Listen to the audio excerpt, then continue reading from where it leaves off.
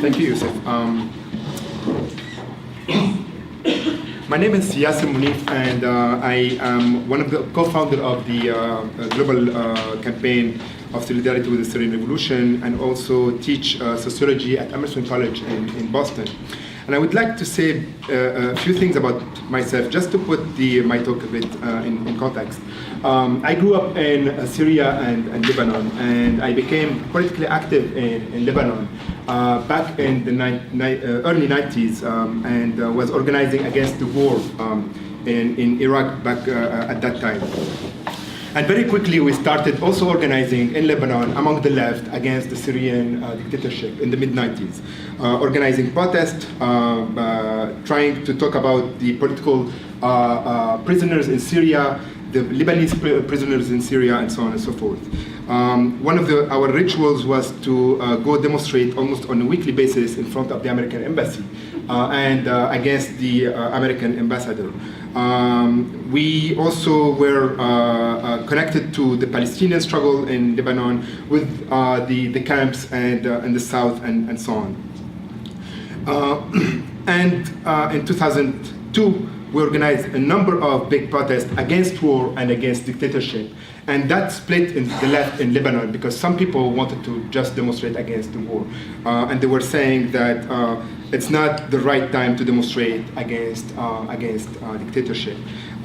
Dictatorships in plural, so the Syrian, Iraqi, and other dictatorship in the Arab world.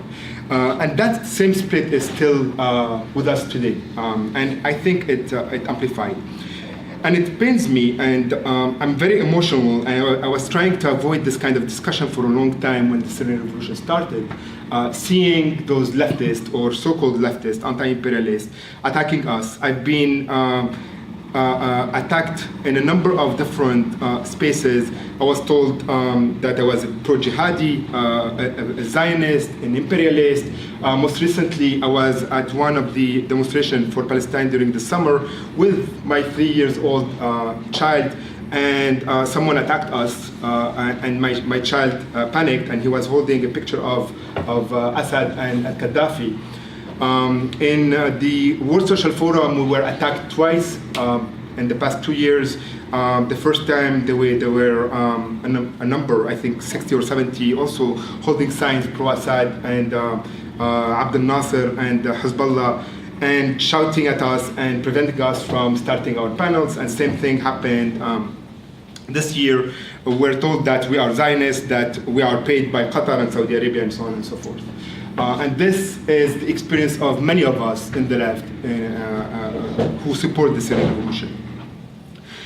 So I also grew up reading and admiring people like Tariq Ali and Layla Khalid that I criticize now, and I have a problem understanding their rigid positions. And to talk about the left, it's a bit tricky, but I think it's important to understand also the topography or the differences among the different categories of left. That I tried to create a kind of taxonomy, and I think it's kind of helpful, but there is also a lot of overlapping between the different groups.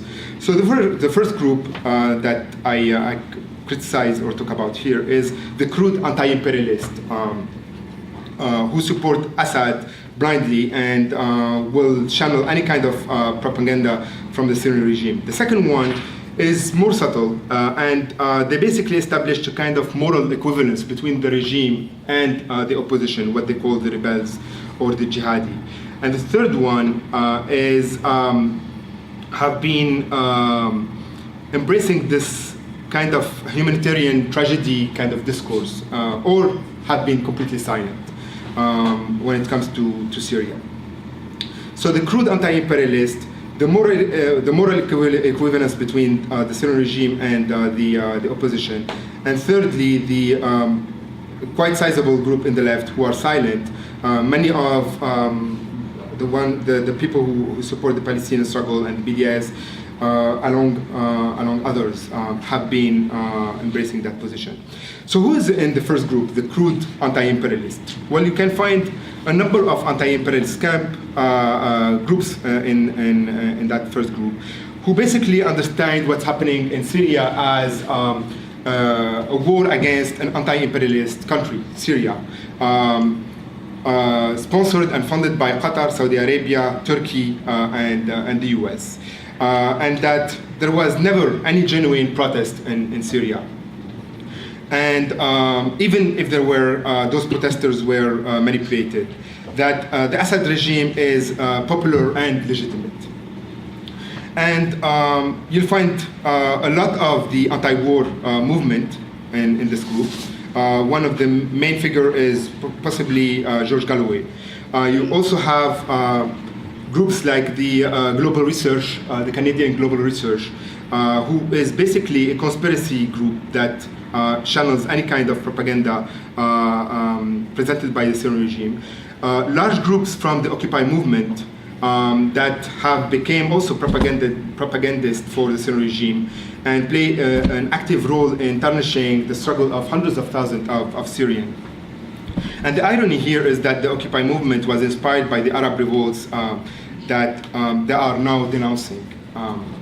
There is also the powerful Stop the War coalition in Britain, who organized in November 2013 a conference against the possible war in Syria when the US and Britain were preparing for the war in Syria. And they invited Mother Agnes Mariam de la Croix, who is a renowned propagandist for the Syrian regime, and who was basically invited by the Western media to deny the chemical attacks, saying that those were fabricated by the opposition, by the rebel.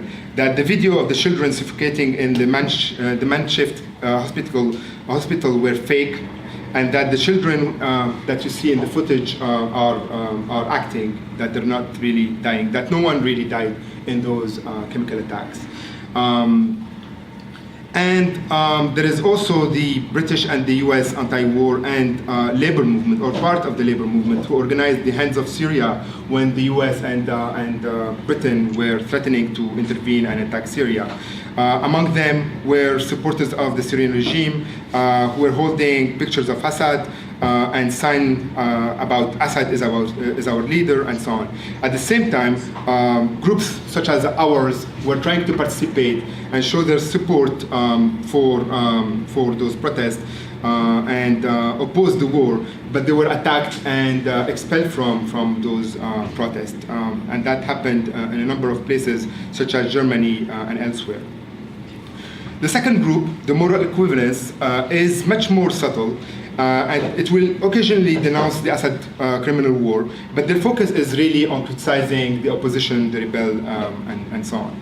They will conflate all sorts of groups into the opposition, starting with ISIS, ending with the civilian resistance and the grassroots movement and the Revolutionary Council, and so on.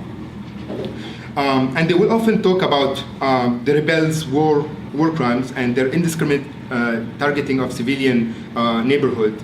And they view the rebellion through that lens. And sometimes they will talk about the plight of the Syrian, but mostly from the lens of the Palestinian and the Yarmouk camp and so on. And one such representation of that is Democracy Now! The best example of that is when the chemical attacks happened. Democracy Now! Amy Goodman invited a number of people who have shown no sympathy to the Syrian revolution and only confusing their audiences about what's happening there, and only talking about intervention and conspiracy and so on. Tariq Ali or Seymour Hersh or Patrick Robert Fisk. And Cockburn, right.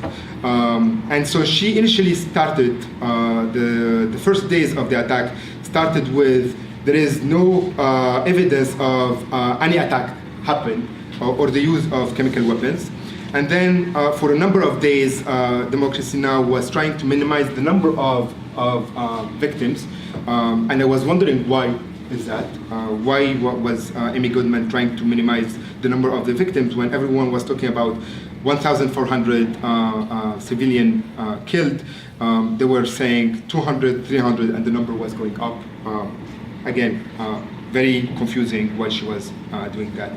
And once that was established, they started preparing for the anti-war discourse and the need to prevent the US and Britain from attacking Syria. And then she invited Seymour Hersh and his famous article about the chemical attacks being perpetrated by al-Nusra, which didn't make sense, and never invited anyone to basically counter that, discourse or that narrative. A number of other people belong to that group. Some of them are my friend. Vijay Prashad will occasionally talk about the Syrian revolution, especially in the beginning, but for the most part he'll talk about Qatari and Turkish and Saudi intervention and imperialism and the chessboard and so on. And finally, the humanitarian tragedy and the daunting silence of some of the left, and I will put among those Jadaliya, and I'm friend with many of the Jadaliya people. Emre is here with us and he can talk about that. Jadaliya had I think some of the best coverage about the Arab revolts and the Syrian revolt in the beginning, but then it became a daunting silence. Sometimes they'll talk about the plight of the refugees, about the ISIS and ISIS role in Iraq and Syria, and about some of the Palestinian struggle and resistance and suffering. Shamsky has also been quite silent. He's given some interviews, but for the most part he's been silent about what's happening there. And I think there are a number of reasons to explain the role of most of the left. The first one is, and I will enumerate four of them. The first one is Orientalism. Most of that left, unfortunately, has been Orientalizing the Syrian struggle and the Syrian people. And for the most part, they're viewed as manipulated by foreign powers. They have no agency. That what they're doing is basically serving the agenda of the West, of Qatar and Saudi Arabia and Turkey. And that there is no real and reliable left in Syria, and therefore who do we support, and so on and so forth. Basically projecting the urgency and the priorities of the left in the West into Syria without knowing the context, the history, or the priorities of people who are risking their lives to overthrow the Syrian regime. The second problem with the left is that for the most part they've been embracing the nation state, the state as the only and sole unit of analysis. Everything has to be understood through the lens of the state. Earlier there was a gentleman who spoke about state and state interest and geopolitics and so on, and never thinking that there is anything beneath those states, that there are voices, there are struggles, there are local grassroots movement, there are a myriad of different alternatives and experimentation in various spaces and so on that Joseph and Elisa will talk about. The third problem is, for the most part, their support for Hezbollah and Iran is unconditional. Whatever Iran and Hezbollah agendas are will be basically the agenda of most of the left in the West, for reasons that one can understand, but have become more and more confusing since 2012 and 2013. And finally, for most of the left, their position is oversimplistic and Manichaean. There are only two possible positions. There is either anti-imperialism or imperialism, either support for the Assad regime or opposition to the Assad regime. And what the Syrian situation requires is basically complexity, is dealing with the contradictions. There are many. Understanding the different interests, overlapping but oftentimes contradictory interests, even among some of the allies. Turkey doesn't necessarily have the same interest as Saudi Arabia, and we saw the conflict when Turkey was supporting the Muslim Brotherhood and Saudi Arabia was supporting the more fundamentalist Salafi groups in Syria. There were wars in Syria, proxy wars between Saudi Arabia and Turkey that many of those on the left are not aware of, and so on and so forth. So what is to be done? Because I don't agree with Joseph Mas'ad, prominent Palestinian activist, intellectual, who back in 2011 wrote, and here I'm quoting, "It was the United States that destroyed Syrian democracy in 1949 when the CIA sponsored the first coup d'etat in the country, ending democratic rule. It's again the United States that destroyed the possibility of a democratic outcome of the current popular uprising. My deep condolences to the Syrian people. Go back home." That was back in November 2011, before the emergence of ISIS, before the emergence of al-Nusra, before the emergence of any jihadist group, when most of the resistance was civilian, pacifist, and so on. So what do we do if we don't want to really accept his condolences? I think the starting point, and I will end here. The starting point should not be about denouncing Qatar and Saudi Arabia and the US. And this is what many on the left, intellectuals, groups, and so on, have been doing for the past 4 years, denouncing Qatar and all the rest.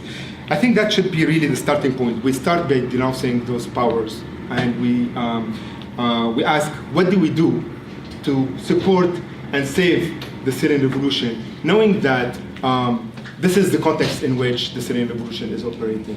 No matter what, if the Syrian revolution had happened 10 years ago or 10 years from now, there would have been an intervention from Saudi Arabia, Qatar, the US, and so on and so forth. What should our task as the left be, knowing that context? Thank you very much.